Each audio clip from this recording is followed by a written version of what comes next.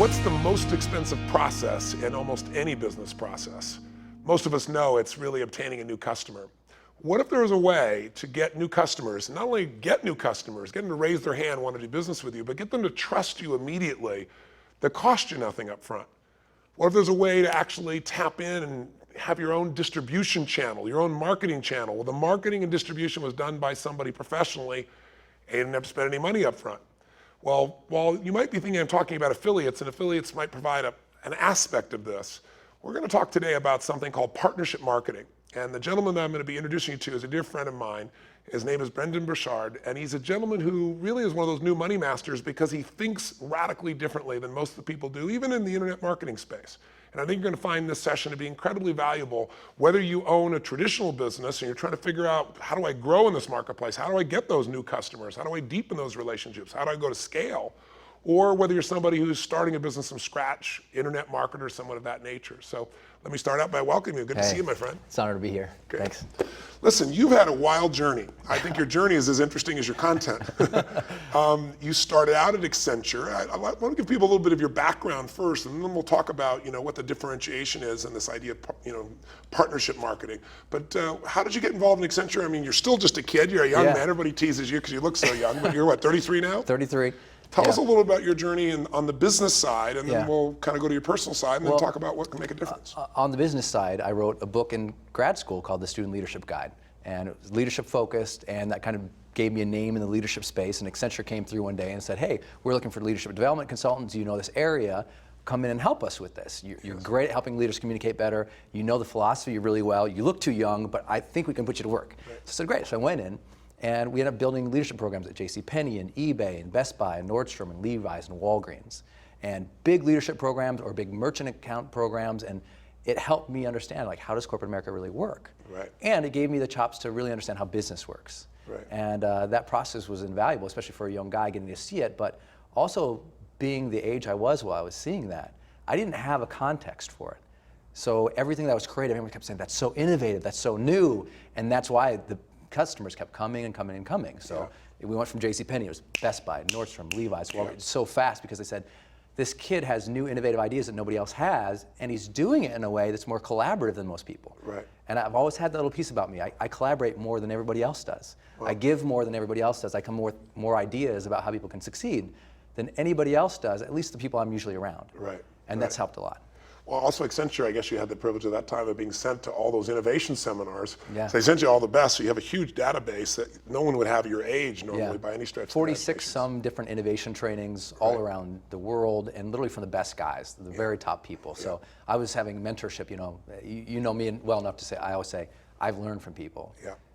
I didn't just come up with stuff. I kind of synthesized a lot of it, but I definitely stand on the shoulders of a lot of guys who've come up with big ideas, and then I just help people apply it in leadership or business. Now, you were heading in that corporate environment, that corporate world, and you had something personally happen in your life that kind of jarred you, and I think brought you more into how to integrate your heart and your mind and your emotions into the business side of things as well. Share with people a little bit of what happened. Yeah, oddly, well, it was before all of that. Oh, I didn't realize that was before that. Yeah, wow. 19-year-old kid. Wow. And I had a horrible, horrible first year of college. I mean, not that everybody has a great first year of college, but mine was really hard. And I went through just a terrible breakup with the first woman I ever loved. We were high school sweethearts, thought we were going to get married, very close. And emotionally, when we broke up, I just rock bottom. And then I saw in the school newspaper there was a job working in the Dominican Republic. And I thought, I don't know where that is, but I know it's not in Montana. I need to get the hell out of here, So I go down to the Dominican Republic, work a summertime job. It's great. I'm down with a good friend, and one night we're returning from a client's house, and we're cruising down this road going 85 miles an hour, and it was a brand new road, so it felt right, but all the windows were down, favorite songs on the radio. And we go down 85 miles an hour, and we came upon a corner that in the US would have had one of those big, yellow U-turn shaped signs, watch out, slow down. Yeah. But we were going so fast. And I remember to this day, Kevin grabbing the wheel, cranking on it and pulling on it, says, Brendon, hold on. And we go around the corner and we slide off and we start flipping off the corner. Wow. And I think a lot of people have been through this before. We're in that situation, everything goes slow motion. Right. And these thoughts start going through my mind of, oh my gosh, did I live? if this is really it, did I live? Did I live my life? Was I alive and vibrant and passionate? All the things that you've taught so many millions of people to do. Right. It was a critical point. It's like, wow, am I really alive if this is it? And then as we were flipping in the air, I had this sense of weightlessness. And I started seeing these weird images of just people I loved. And it was kind of a thought of, who am I going to miss and who will miss me? Right. And that second question we end up all asking in our lives is, did I love? Right. Did I love openly and completely and honest and just with my full heart? And then the car came to a crashing stop, I get knocked out, I come to. When I come to, I look over at Kevin, and there's blood all over his face, and he's screaming, get out of the car, get out of the car, get out of the car. I don't know, is it on fire, what's going on? I see him get outside the driver's side window, but I turn to get outside my window and I can't. The window's smashed down, matter of fact, the whole car is smashed down on top of me. Wow. And there's this moment that I'm able to pull myself through the windshield of this car, and I stand up on this crumpled hood, and I look down, and there's just blood everywhere pouring off of me, and I feel this fear as this young guy realizing that life can end. Yep. And as I look down at the blood, I end up asking myself this question of, did I matter? Right. If this is it, and I literally feeling the blood just drain out of me, I'm thinking, did I matter? Did I make a difference? Maybe I didn't change the whole world, but did I change somebody's world? Yep. And just happened to be there was a little glint in the blood, and it caught my eye, and I saw it, and it made me look up, and there was this bright, big, beautiful moon that night. And if this fear had shot down, this faith kind of came right back up, and I felt this incredible awe and appreciation that I was still here. Yep. I didn't know how I was going to be here, but I was here. And I felt like the big guy upstairs just reached down and handed me life's golden ticket. Here you go, kid. You're still alive. You can still love. You can still make a difference. But now you better get busy, because guess what? The clock is ticking. Yep. And that was a huge moment for me. And so I had these questions of, did I live? Did I love? Did I matter? And I felt like I had gotten second chance at life. Mm-hmm. And so I go back to college, and I turn my life around. Before that, I'm this directionless, lost kid, because you're supposed to be at 19. Right. And suddenly I find my direction. I find my connection to community. I find my connection to other people. And I created these great relationships. And the reason I got into leadership is because I thought, I have this message about living and loving and mattering, and I want to use it, and I want to get it out to the world. How do I do that? And when I got home, I wasn't sure what the answer was, and then I was introduced to your work. That's when you told me when we first met, I guess you listened to it back and forth, where, to rehab? Yeah. I'm from Missoula, Montana to Great Falls. You have to drive over Rogers Pass, the Continental Divide in Montana. Yeah. It's a 3-hour gorgeous drive through the Rockies. And I had nothing but your set of tapes, the personal power programs. Wow. And it was the first thing I ever put on a credit card, as a matter of fact.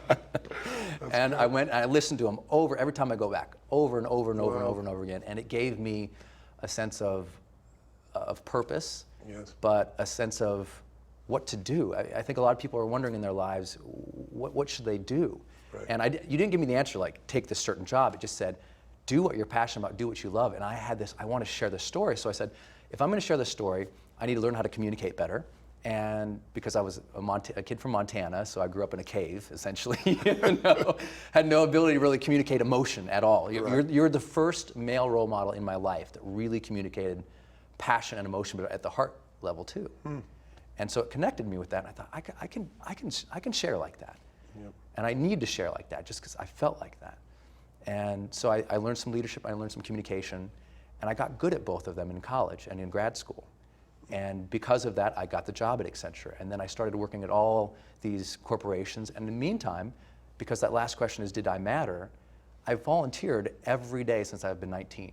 I mean, I shouldn't say every day. I volunteered every year since I was 19, right, a lot. And so I learned how all these nonprofits worked. And so I came to this point where I finally wrote Life's Golden Ticket, because I had a message, and everybody probably listening to this interview, they have a message. They have something they're trying to get out of the world, whether it's about a product, or whether it's about their personal life story, or some advice they have for other people. They have a message, and the question is, well, how do you get it out? And for me, I had Life's Golden Ticket. I wanted to share that message, but I'm this dumb kid from Montana. I don't have, all the publishers were saying, well, what's your platform? Meaning, how many people do you reach? Yep. I didn't have a platform. I knew my family, I knew my friends, I knew some horses.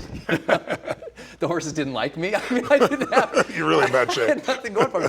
But finally I thought, one day I was so frustrated. Everyone said, what's your platform, kid? What's your platform, kid? And I didn't have one. I thought, my whole life I've worked for these nonprofits.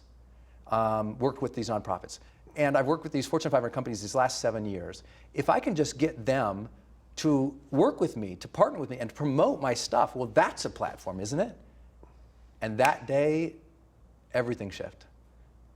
That was because I finally had the vehicle. Right. I mean, a lot of people listening to this, they go, what's the vehicle? How am I getting my message out? Right. And maybe they can do it through books or some other things, but ultimately it's like, how do you get people to pay attention to your message? How do you draw them in if you don't know anybody? Right.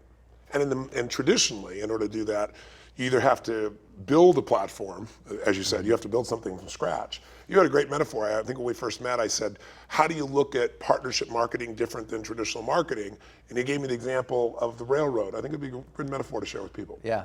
Yeah, well, in the United States, especially the Western hemispheres, when someone goes to start a business, there's this myth in America of the self-made millionaire, right, that we're supposed to build it on our own. Right.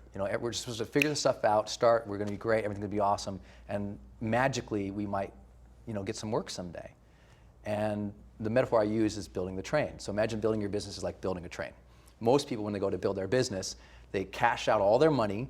They run up their credit cards. They, borrow from Uncle Harry. Me too, right? I didn't have an Uncle Harry, but They get all of the money they can. Figure out how to build a distribution channel that doesn't exist. Yeah. Well, and worse. So they get all the money they can, and they go over here and they buy the railroad ties. So they get all the railroad ties, and they get them all, in a big order, and they hope they line them up in the right way that's going to reach their destination or their demographic. Right. Then they buy the rails, then they buy the wheels, and they buy the train, then they buy the engine, and they fuel the whole engine and the train with their own money, their own capital, their own time, their own energy, their own expertise. Yeah. All of which takes not only all those things, but it takes enormous amount of time. Enormous amount of time. And they're hoping that they're going in the right direction, but they're not really sure. Because they're trailblazing very often. It's something new. It's trailblazing, and it's a wonderful part of being an entrepreneur is that you're always doing that. However, it's missing the greatest element of good business, and that's best practice. You're right. So what I tell to people all the time, I say, well, let's just stop all that frenetic activity of you doing all the manual labor of laying these things down and hoping it goes that way and guessing, and let me just position you over here intelligently enough so that you can hook onto the super trains that are already going by. Right. These are the Fortune 500 companies, the global nonprofits, the organizations of the world that have already laid the infrastructure. Right. They've already figured out how to serve and sell your audience. Right. They've already figured out what the audience wants. They've spent millions, if not billions of dollars on consumer insight. Yeah. And now you partner with them. And they have the trust, which is probably the most important thing in our society today, the thing that you read the statistics, people don't believe, was 80% of the population doesn't believe a corporate website at all. Right. But 90% believe a person that they know. But these people have a relationship already. They have a trust built with them that takes sometimes years to be able to build. Right. They have trust and they have brand. Yes. So when you partner with them, you access into both. Right. Because, so who am I? I'm Brendon Burchard, right? Last year we did close to $4 million in sponsorships and partnerships. Right. That's a pretty good number for me. Yeah. Nobody knows who I am.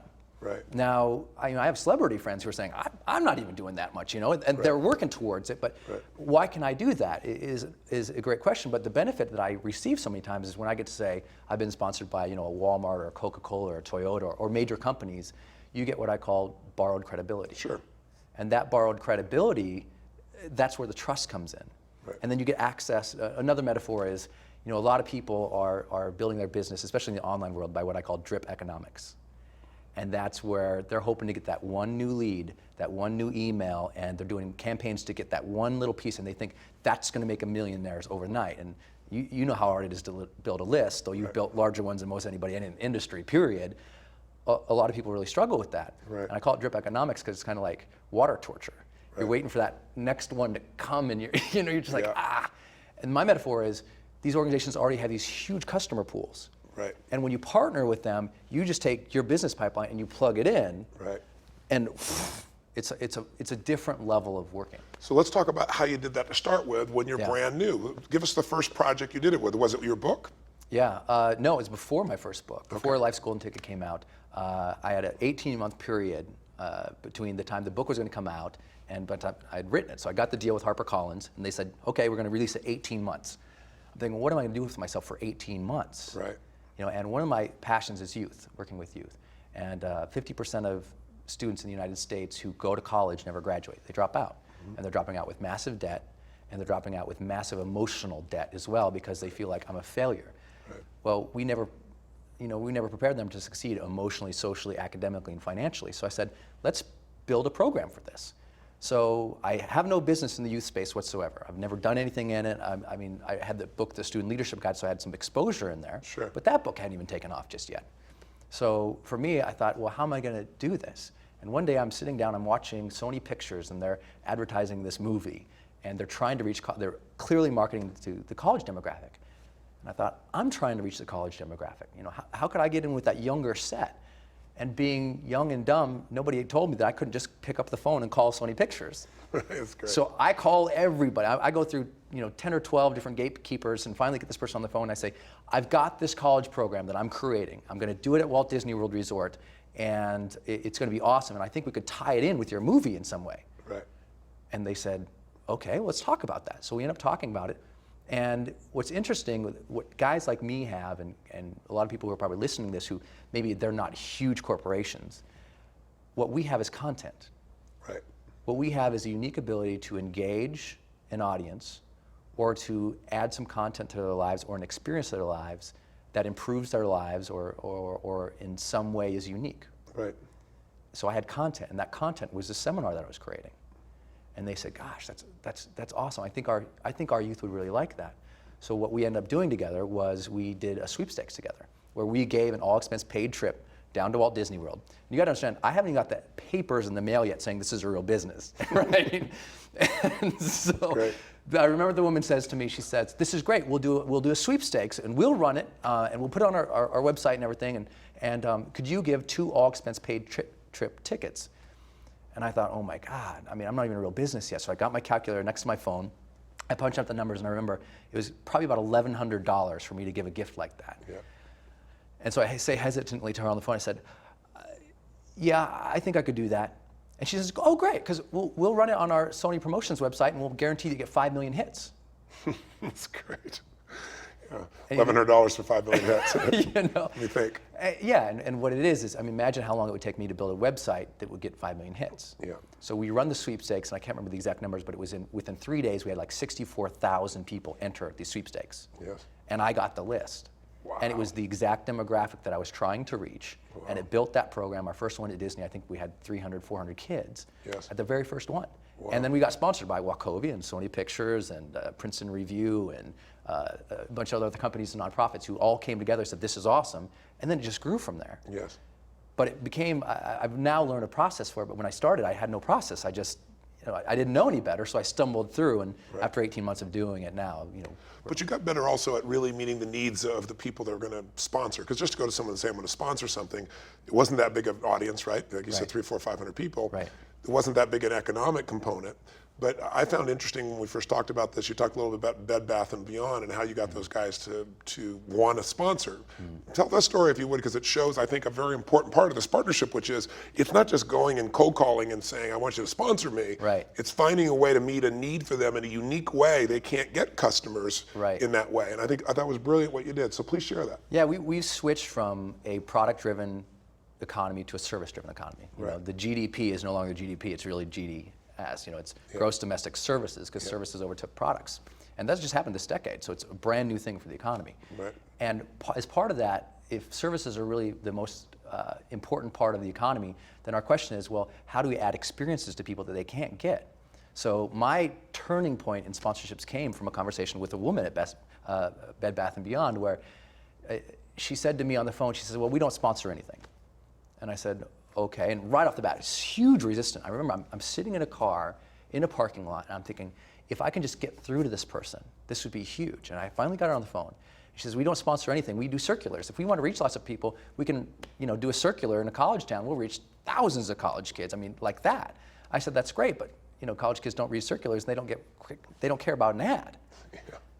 And she says, well, it seems to be working for us and everything else like that. And I said, yeah, but I could create something that you could never create, and that's an experience with these youth who will love your brand at a deeper level than some stupid ad.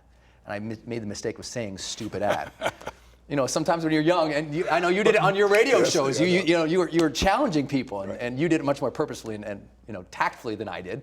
And so she says, well, what do you mean? I said, tell you what, I'll have 1,000 youth at this next one, and I don't want just to give you a bunch of stupid signage. I want to create an experience with these people that nobody else could ever create. So what if we did this? What if, and I just started creating in my mind. I said, what if we, in the room next to the seminar room, we added in a whole other room, a whole conference room, and we set up 3 like mock dorm rooms that were just completely bare dorm rooms. And then we had your store. We had like a storefront of yours over there. And we'd parade teams of these 1,000 students in there. And they got to take stuff in their time, take stuff from the store and decorate these 3 dorm rooms. And then we do a whole contest there and see who wins, who decorates the coolest one. Right. And she's like, yeah, you start seeing her see the experience that they're going to get with the brand. Right. And I said, and wouldn't it be cool then after that if when they went home, we gave them a bunch of flip videos and video cameras, and they went home and we charged them. We said, you know what? Go out, buy stuff from Bed Bath & Beyond, and they got to buy it on their own. You got to save the receipt. Go out there and decorate your dorm room and film it, the before and after, and put it up on YouTube. Right. Put it up on YouTube, and we'll have all the students, 1,000 students do that. And then they'll rank and review which one is going to win. Right. And imagine now you have 1,000 videos on YouTube of students doing something magical with your brand. You can't buy that. Right. Now they couldn't think of that on their own, and this woman just opened up and was super conversational and said, next time you're doing this, we really got to talk. And long story short, she ended up switching roles and everything else like that. But it was her enthusiasm for it, and the magic that I heard her have on the phone when we realized we can create something. You create something at your events that nobody else in the world can. Right. Nobody can copy it. Nobody can touch it. So like a Wachovia or a Coca-Cola or a Toyota, it's not that they're sponsoring necessarily just Brendon. Right. My whole thing is never, I don't want to be famous. Right. They're not sponsoring the brand of Brendon. They might be sponsoring an event that I'm doing. Right. They might be sponsoring a nonprofit fundraiser. Right. They might be sponsoring a big promotion for something else. Right. So I'm not always trying to be out there, and I think that's a mistake a lot of people make, entrepreneurs. They hear about business and they say, well, who am I? Right. Maybe. Celebrities, is it easier for them to get sponsorship? Yes. Sure. So what you do is you create a project Right. that's going to engage their customers, and you add unique content or unique experiences, and then they're interested in you. And the beauty of that is you don't have a brand. Even if you have a great brand, they may not be aligned with that brand. The brand is the experience that you're creating for people. They can capture that. They don't have to worry about comparing that to anything else in the past and so Yeah, forth. and tangibly, so it's not at a philosophical level. People have seen this, where you go to a conference and Toyota's out front and you can test drive their car around. Right. That's a brand interaction. They're creating that so that you get a sense that you sample their brand. Right. And then hopefully you have a greater affinity to buy something from them in the future. Right. As opposed to just seeing an ad. That's right. So let's walk through how. You've kind of walked through how with 2 of your examples. Maybe we can give you another one as an example. But if we're talking to somebody right now who's watching this interview, they're at home and they're saying, okay, I'm a doctor, I'm a dentist, I'm a chiropractor, I own a real estate firm. Mm-hmm. How do I take this in my venue and really be able to create some form of partnership marketing where I can really get some leverage, where I can really reach some new customers? How would you attack it in helping them to understand the process of how to go about this? The first thing is, what do you have? Right. What are the assets or the knowledge that you have that's unique? I'll share another example to kind of make it as tangible. I did one with an ebook. I was an expert in leadership and innovation, so I create this ebook and I do it in Word, and I send it over to this corporation. We do this partnership for it, which we'll walk through that process. Sure. And we create this partnership for it. They PDF it, they design it, they make it great, they post it on their website, they advertise it, they promote it, and every time it gets downloaded, I get $3.21. Right. Now that got downloaded 117,000 times. Wow. Extraordinary. Now this is a good business. Was this them marketing to other people, this product, or was it within their own organization? Both.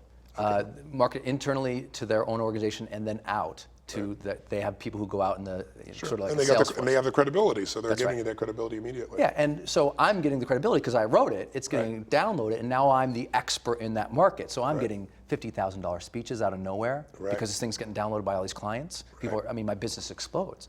Again, you're tapping into their pools. Right. So how do you do it? The first thing is, what's your unique content or your unique experience, or what's unique about you that you have?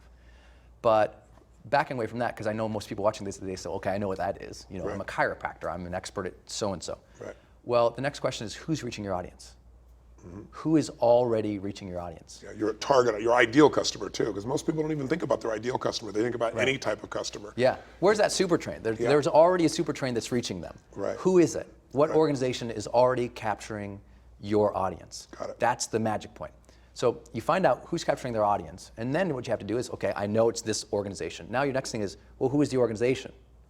And your job is to do some research, figure out what's important to this organization. And I always tell clients, you're looking for 2 things. what's the mission of the organization? What are they trying to do? So that relates to their strategic priorities. What's the goal for them in the next 12 months? What are they focused on? What is most important to them? What's most important? And my little $1 million idea I have for people, how do you figure this out? You go, you download their annual reports, you download all their press releases, you sit down with a big highlighter, a big red pen, and you go and you highlight all the phrases and the things that senior executives are saying. You start to see a pattern after a while. You see a pattern. And what they're doing is they're speaking the party line. But that party line is important. Right. Because everybody lines up with that, especially in an organization of that size. Yeah. Because everybody knows this, but I think they lose track of it. In a major corporation, the way a major corporation works is they set a strategy, and then from the strategy, everything flows down. Right. From the strategy, they build initiatives. From initiatives, they build a budget to support that initiative, and then they flow it all down. So if you can figure out what their strategy is and what their strategic priorities are, 2 or 3 things they're focusing on, which is always in their annual report or the press releases, you take all that phrasing and you think, okay, I know the audience, I know what's important to these guys. You focus now on what's their marketing messages. What are they saying to this group of people? So for example, I noticed Sony was saying something very specific to this college group. They were trying to help them understand rebellion and success. I thought, interesting, that was the message that they were using. And then I approached them with a project. Now the project, in one case, might be an ebook to reach their people. Another one, it might be a seminar. Right. Another one, it might be funding a tour across the country. Right. Another one, it might be an educational program. I have the world's largest leadership program. No one knows it's mine because it's a nonprofit that's rolling it out for me. Right. So we built it for them, and they're rolling out. So educational programs, corporate programs, tours, events, causes, dreams. Whatever it is. All things that they would want to be a part of because it gives their customer another added value experience. Right. Meanwhile, it gives you the distribution channel that you want. Right. So you got to figure out, well, what's the project? What are we going to do together? We got to come up with an idea that would be cool. Right. And so now you have this idea that's cool, and now the magic happens, the approach. And I think most people can sit and go, I can think of the project, I know what I got, I can think of the company, and then they say, well, how do I do it? And that's where some of the magic now comes in, based on what I just told you. So when you approach them, there's 2 different levels here. If you're approaching a nonprofit, it works different than if you're approaching a corporation. Start with a corporation. Okay. If you're approaching a corporation, you're going to email them. You're going to usually email the person in marketing. Usually the vice president of marketing is where I like to start. Right. And you're going to email them, and you're going to email them a very specific pitch that helps them get really excited about it. And the pitch starts like this. The first part of the pitch is alignment, where you say, hey, I see that you're trying to reach this demographic, and you've been doing marketing messages that are saying these things. It's interesting because I have some ideas about how we can further that and make it even easier for you to reach these people and add value to their lives. The reason I think we could add value to their lives is because I have this project, or this seminar, or this tour, or this book, or this cause. And that audience will also like this. Right. Why don't we team up together? And then you describe the project. So it starts with alignment, you describe the project, then you have to say who you are and why this is important to you. And I think you're really good about this in all the things you're always teaching. You've got to be good at explaining who are you and what's important to you in life. Right. And so you explain that. I've sold more deals by explaining my car accident story than any project I could create. They related with me and they said, hey, we like this guy. Right. Because another great thing about partnerships is you don't have to have the right answer. This is a collaborative game.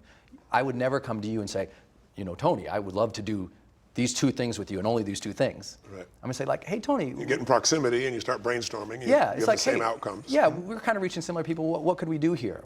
How can we team up? It's like, here's what I got and here's what you got. And it's very collaborative like that. But in this initial pitch, you're kind of given the project overlay. And then you say, here's all the benefits. Here's why you would want to do this. Right. Here's how it's going to connect with the audience. Here's why it's going to be something cool and different and unique. Right. And then you say, here's what we should do. And here's the deal. When you're pitching anybody, I think this is in business in general, when you're pitching somebody, you're not trying to get the deal. You're trying to get the conversation. Right. The interest, the passion. Everybody in sponsorship screws that up. They're trying to sell the sponsorship. We need $75,000 up front. Right. No, what you're trying to sell is the live in-person meeting. Right. And I think that's really important now in the economy that we've been watching, not just in the last 2 or 3 years, but over the last decade. Right. People really value the trust. Yes. And you got to get in a room with someone and say, here's what's real. Here's what we could do together. And you got to brainstorm together. And I've always been good at that collaboration part, because I've never felt like I had to be the kid with the answers. Even when I was doing leadership consulting, I never felt like I had to be the kid with the answers. I asked more questions. And because I asked the questions, the world opened up. They like you too because you're so intelligent. Because they're able to talk to you and tell you their answers, and you confirm them. To a certain extent, that's what deepens a relationship. Most women understand that. Most men don't, true. right? It's very true. And I think I learned that from one of your programs. You always talk about the power of questions. Yeah. And so I would just sit there and I'd ask questions. Yes. But they could tell I really cared about the answers. Without a doubt. And so this pitch, this email pitch to a corporation, it's just to get the live meeting. Right. And then you go in with the live meeting and you go through the same basic process. Here's who you're trying to reach. Here's how I might be able to add some value to that. Here's some benefits. You brainstorm with them. You ask lots of questions. And at the end of every sales meeting in history, if it's good, the person either says yes, but more often than not, they say, sounds great, send me something. And then you go home and you create the proposal. And that proposal goes back to them, and you create the proposal with them and make sure it's right, and then they take it to their superiors, right. and they vet it, and then it's a yes or a no. Right. And that process that you've done, give us another example. You started to describe how you've done that in a nonprofit area as well. How is it different in a nonprofit area than a corporation? Well, in corporation, you're almost always working with someone in the marketing division, because sponsorship, and this is really important, by the way, I didn't say this earlier, sponsorship is very, very different than like a grant. Right. Sponsorship, they're paying for the marketing value of something. So it's a marketing effort for them, most often than not. Right. Now, if you're doing something that's super community-based, cause-based, they're probably going to say, work with our foundation, work with our corporate social responsibility department. That's cool. But most of the time you start marketing and they'll tell you where to go from there if it's not a fit with them. Nonprofits, it's a little different, because you think about what are the two things a nonprofit has to do. There's only two things. A nonprofit, outside of serving their people, the entire organization of a nonprofit serves to do two things: raise awareness for their brand and their cause, And raise money. and raise funds. Yeah. And you can't raise funds without the awareness. Right. So when I approach a nonprofit, the reason I always get the deal, I've never failed with a nonprofit unless at the 99-yard line we decided something wasn't right between us, and usually a chemistry thing. I didn't trust that they were going to do what they said they were going to do, or vice versa sometimes. Right. And I would say, okay, if this is the case, and we're going to be working together, I want to build this project so it helps you raise funds and awareness. And the person who's in charge of raising awareness, but mostly funds for a nonprofit, you go to the development people, the fundraisers. So the person who's in charge of raising awareness might be the marketing person in a nonprofit, but they don't really have the power. The person who has the power is the development people, they call them. That person who's in charge of raising money and spending money, that's the person you want to go to and say, let's create a project together that we get a message out and we both benefit. You get new volunteers, you get more cash, and I get, obviously, access to a group that I could never reach, and I get to give unique content to them. Right. So, for example, when we did our partnership, I remember with Life's Golden Ticket with Junior Achievement. Yes. Junior Achievement ends up taking my book and putting it on their homepage, and they do this whole thing around Life's Golden Ticket and why its story of making a difference is important to their people. Well, that story in that book, they post on their website, got like 6 million hits a month. Wow. You know how long it would take to build a website that gets 6 million hits a month, let alone a year? Right. You know, I can't do it, and I'm sure a lot of people who watch this and love the internet stuff, they recognize that number as magic. Now, the benefit that they got by this association was they were promoting a philosophy. Tell me, from their perspective, what did they get from their relationship? Because they promoted your book on a regular basis, right? Yeah. They promoted the book. They got a couple of things. They obviously got a lot of awareness. So in the back of the book, we listed them. I did a book tour to 42 cities, and every city, every time I'm talking about my message of making a difference, I'm talking about them. I'm talking about their mission. I'm talking about why I'm a volunteer for them. I'm talking about how when I'm living out my mission in my life, which is a message of the book, by the way, so it aligns, I would say I do it through Junior Achievement or Kiwanis or YMCA. Right. And so they're getting the awareness from the book. I'm also contributing a portion of the revenue for them. Sure. So I'm saying, hey. So have an income stream. Yeah. Okay, got it. So they're getting an income stream from it. And everyone says, oh my gosh, I have to donate 50% or 10% or 90%. And you run a foundation, a nonprofit, and I work with hundreds of them. And you and I both know, you don't care how much money you get from people. Right. And all these entrepreneurs always say, Brendon, I can't partner with nonprofits because they're going to want 50 or 100% of the revenue. It's like, if you give them 1%, they're happy. Now, I give way more than that because it's part of my mission, but a lot of people will be deterred because they say, well, I don't want to have to guarantee that I'm going to tithe this much to them. Right. And I say, why not? So many presuppositions, I think, that stop people from moving in this direction is they start thinking how they think that customer thinks, how they think that organization works, what they think is going to be required. And a lot of people get defeated in their head before it even starts. Yeah. So what are some of the, when people are going to go out and do this, some people are going to watch this and say, wow, he's a brilliant young man and what a great idea. And I love that idea of being able to hook on to a speeding train that already exists, but I don't have the brand or I don't have the idea. Not everybody's going to listen to this and act. I'm well aware of that. Right. This is something that somebody might watch 2 or 3 times and finally go, I'm sick of hearing them do this. I want to do this myself. I'm going to do this thing now. For the ones that are ready to act, they're still going to run into, like you do in any aspect of business, having a deal look like it's going and fall down. Tell me how you recover from those massive disappointments, because they haven't all just come together for you perfectly, or have they? That's right. No, they haven't. I mean, it took 18 months just to figure out, wow, I'm doing a system. I have something I'm doing every single time, and it works. Right. And so it took 18 months of falling. I mean, I had a huge deal that I thought was going to go through with Big Brothers Big Sisters. It never went through. Right. And I was so upset because I love that organization. I still promote them like crazy. Yeah. But it just didn't go through because I didn't understand how to work with their senior executives yet. So there's a process. So what didn't you understand that cost you in that deal as an example? I didn't understand the most important rule in leadership and the most important rule in collaboration and partnership. Which is? People support what they create. So true. Well, that's why it's collaboration as opposed to something you're just selling somebody. Yep. People. So it was support your what they creation create. you were selling to them as opposed to them being in the process of enrolling and creating what you guys were doing. I thought I had the answer. Every salesperson in the world does this. I got this, product. It's got these features and these benefits. You should have it, right? And it's like, no. It's like you want to create, especially this day and age. We are in a different culture, and I don't mean, a lot of people say it's a generational thing. And I think generational training is a farce mostly. It's not that you and I are that different anymore because we're exposed to the same thing. My grandma is texting as much as a 14-year-old kid sometimes. And there are generational differences, but one thing that's common across the workforce now, especially in developed countries, is that creative collaborative edge. Right. That people want to collaborate together. They don't want the boss to come in and say, do this, this, and this. So if I've created it, I'm going to support the damn thing because it's mine. Right. As I have opposed ownership. to, yeah, exactly right. If you have skin in the game, you will support it. So people support what they create. So that was a huge message that I had to learn. So great distinction. So I think one thing to help people get over that fear of ever doing this is saying, chill out, because you don't have to have the right answers. Right. If you like people and you like creating and you like communicating, you're going to love this. If you hate people, this sucks. I mean, If you hate people, business sucks. Right. Yeah. If you just don't like brainstorming ideas with people, the partnership model isn't for you. If you love creating ideas for people, this is going to be a good model for you. So it would really be a way of when you talk about this partnership model, what makes it really a partnership is not that they're partnering with you in marketing or distributing this product or service. What really makes them a partner is together you've come up with a way to give the customer some massively added value experience that enhances their brand. Right. And as a result, they're going to promote the hell out of it. And that's how you really get the leverage of this distribution, this marketing, this access, this trust, all those magical elements that usually take years or sometimes decades to obtain, not to mention enormous amounts of capital. But money by itself won't even get you. Right. Right. And well, you do this better than anybody else. What's the best way to create a great connection between people? Create a unique experience together. Right. What's the best way to create a unique experience between two people? Make them create something. Yeah.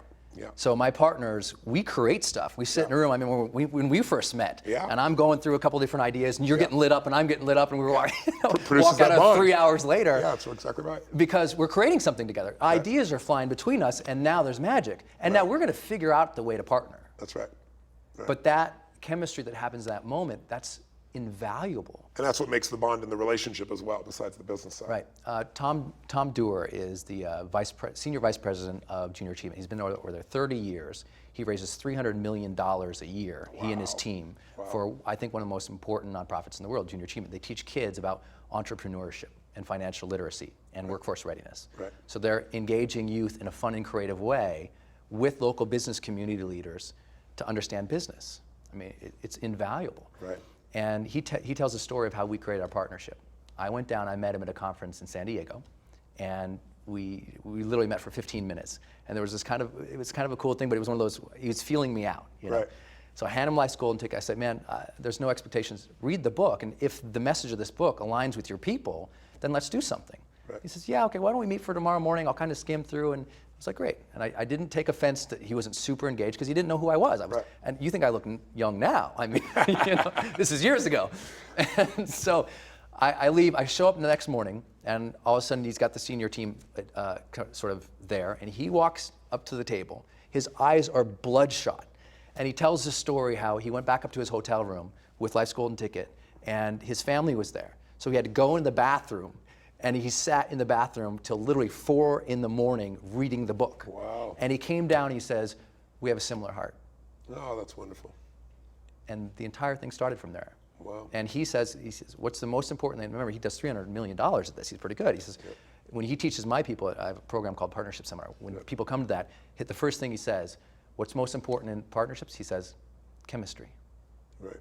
Not process, not outcome, not any BS. It's like, do we vibe together? Right. And he's had deals with huge organizations that died because there wasn't a relationship there. So anyone who's watching this or thinking about it, they just have to say, can you create with people? And do you enjoy that process? If you don't enjoy it, if it pains you when you say, I've got this great idea, and someone says, well, I don't really like that, and you get defensive and you don't like it when people say that, this isn't for you. That's right. And I'm always very transparent with that. Right. So I think the first thing is understand that people support what they create, and you're going to create this along with them.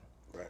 The second piece is, I tell entrepreneurs this, and I think this is critical, you're better at this than anybody else. And I haven't figured out exactly how to get people to understand this at the depth that you do. And that's, I tell entrepreneurs, never let your small business make you small-minded. They go, I can't work with Walmart. I can't work with Coca-Cola or this pharmaceutical company or Apple or Microsoft or whoever. I can't do it. I'm just one guy. Well, I was one guy. Right. But I had a vision for myself that was bigger than who I am. Right. And so whatever that psychology, and you're better than I am in figuring out what that is, but I know it's important that people don't let that small business shrink their ambition. Right. They say... And part of that isn't that part of it too? I think you certainly had ambition for yourself, but having a vision larger than yourself is what gives people that energy and that drive to go through something. You only do so much for yourself. I always tell people motive does matter. So if my motive is only to get something for me, there's a part of me inside that knows I'm just trying to get this for me and there's a limit. But if I believe I'm doing this for my mother, my children, my community, the world, then suddenly you're emboldened. And I think that was a piece for you besides your individual ambition that I think has been a big pull that's helped you to succeed. So I think people do have to find that. So if they understand, this is a collaboration. The great news about that is I don't have to do it on my own. What I need is chemistry. What I need is to understand that human being, get inside of that human being, like that human being to some extent, and be willing to pitch and catch. And if I've got them now where they're helping me to create it, I've got that chemistry with them. I'm not letting myself be, stop before I even begin based upon the size of where I'm starting. I understand that's my advantage. I got more flexibility.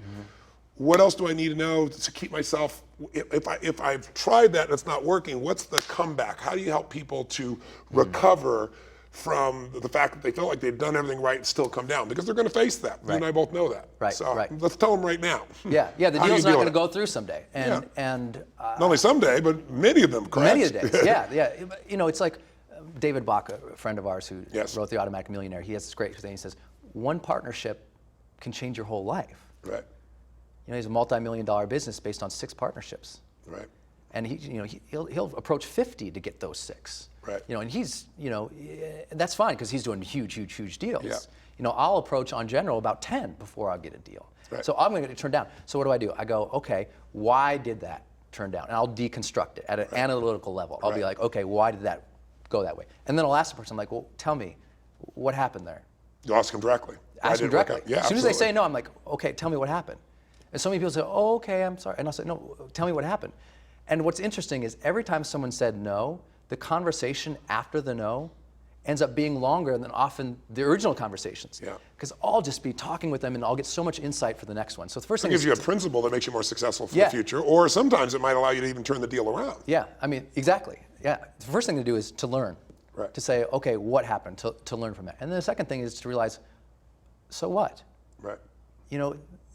The world is a very abundant place. Right. And I've got this philosophy, there's over 2 million nonprofits in the United States. If one says no, I'll find another. That's great. There's a Fortune 1000 that a lot of people know about, Fortune 500, Fortune 1000, but there's well over 2,000 large, huge private companies. Right.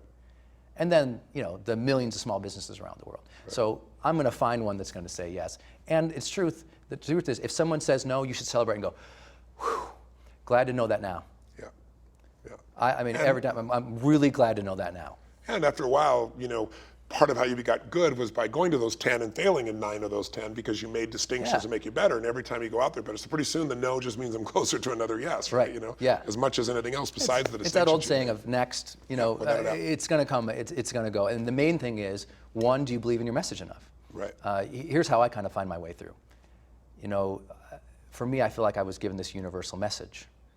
This message that we're all supposed to live and love and matter. I think that's a universal message. I'm not the guy who created that. You know, it's like you share similar themes. I think every great teacher recognizes the importance of us living fully and loving openly and making a difference. So I feel like I've been given this universal message. Now the next question is, maybe part of my purpose is to get that universal message out to the universe. Right. And the ultimate question is, can I do that by myself? And I believe so deeply that I can't do it by myself. So if one person says no, I'm going to keep looking because I know that I need the help. Right. And I'm humble enough to look for it. A lot of people, what they do is they get ego. Well, damn it, this doesn't work. And that Brendon and Tony, they talked about that program, it didn't work. Right. That's nonsense. It's like, don't get your ego and say, well, this doesn't work. Realize that you need the help. Right. Ultimately, we all need the help. If we're really going to get a universal message out to the universe, we need the help. We can't do it by ourselves. Right. And that drives me. That's beautiful. That's really beautiful. I think we've covered all that we want to cover. I just say if you're going to leave people with a message that would move them forward, I think you couldn't have laid this out more honestly, more clearly, and more simply for people. Sometimes, unfortunately, they have an initial concept that sounds complex, and even when they hear the simple solution, it doesn't jive for them. Mm-hmm. It's like we get locked in the mindset that we have. We go, it sounds simple, but it really isn't. What could you say to somebody right now? Because you know, my goal in all of this, as you well know, is there is a world out there that's on fire with challenge, and the fire of challenge is this winter, financial winter. There are people that are doing better today than any time in their history. You're doing that in your business, I'm doing my business. Companies, you look at the history of companies, you look at a Disney started in a depression, or a CNN, a Microsoft, you know, an Apple started in a recession. The companies, small or large, that get going and do well and during the tough times end up dominating forever. And a lot of those were just a couple of guys like you and I, or a couple of people that are watching right now, that if they can get beyond their limiting mindset about the current season we're in and say, this is a gift, and yes, it's going to take more work to get the job done, and I'm going to have to work harder, and there's going to be more disappointments, but if I can convert those disappointments into learning, those disappointments into drive, and I can keep flexing, this could be the greatest time I've ever been alive. So there are going to be people out there, no matter what you and I have just talked about, and they know it's real and it makes sense to them, they're still going to walk this in here. What could you give us as one final message maybe to maybe drive them through the goalpost of their own life? Yeah. You know, let them grab their golden ticket, so to speak, Yeah. and move forward. What would you say? You know, it's recognizing that everything in life is just doing it. You know, think about the steps of what we talked about. For my stuff, it's pick a project that you want to do. Maybe you want to do some, you know, cause relief in Haiti. Maybe you want to do something for breast cancer survivors. Maybe you just want to get your ebook out there. Maybe you want to, you know, do some big marathon in your local town. You got a project. Next, pick your partners. Right. Go understand them, research them, reach out to them. And third, pitch them. Right. And then fourth, people support that they create with them. Right. I mean, it's like everything begins with that step. And then start back to step one again. Yeah, everything, everything begins it. with the step. So Yeah. what I would say is, you know, I love this metaphor. I'm always telling this metaphor that I think it's really important for people, is that, you know, in Life's Golden Ticket, in my book, there's a scene where this character who's been going through holy hell is tossed, literally he's at this amusement park, he's tossed into the lion cage. And this is just a great metaphor to help people think through things. He gets tossed in this lion cage, and literally he's terrified. These lions are in there, they got blood all over their face because they've just been fed, but they're still hungry. Right. And they start walking over to him, and there's a lion tamer who's standing on a big thing. He's supposed to protect this guy. And the lion tamers just look at him, he's not doing anything. The lions start charging this guy, he freaks out, he goes down to the ground, they maul him. They run over him, they attack him, they're swiping him, they're biting at him. He's screaming for holy hell to get out of there, nothing's happening. Completely freaking out. And all of a sudden the roars sort of dissipate, and he hears them farther away, and he kind of looks up from his fetal position, and he sees them moving figuratively to the other side of the cage, and he sees that they just threw his fiancée in. And this man who's in a puddle, in the fetal position, screaming in terror, jumps up, sees her, and freaks out, and he runs over, gets between her and the lion cage, just, get back, get back, get back. He's screaming for them, pushing them back, pushing them back, freaking them out, pushing them back, and you know, lions, as they kind of get freaked out, they turn around, they trot. And he's pumping, he's alive, he's freaking out, and he looks up the lion tamer, he looks back down to her, she's gone, they pull her out of there. He looks back up to the lion tamer like, what's going on? And the lion tamer looks down and points to where she was and says, something worth fighting for. It's beautiful. It's beautiful. Everybody is gonna fail. Everybody's gonna hit the hard times. When you find something to fight for that's bigger than you, you'll find more courage, more confidence, more heart than you ever knew you had. Totally true. You know, That's that higher purpose we talked about. It's the higher purpose. Always it'll make you push through everything. It's having that peace. It's so beautiful to see that so alive in you, my friend. Thank you. And I'm really grateful for what you shared with everybody here. Yeah. You're a great man. It's an honor. Thanks, Donnie. Look forward to spending more time. That's our session. I hope you've been inspired by it. I hope it moves you not only in your business, but in your life.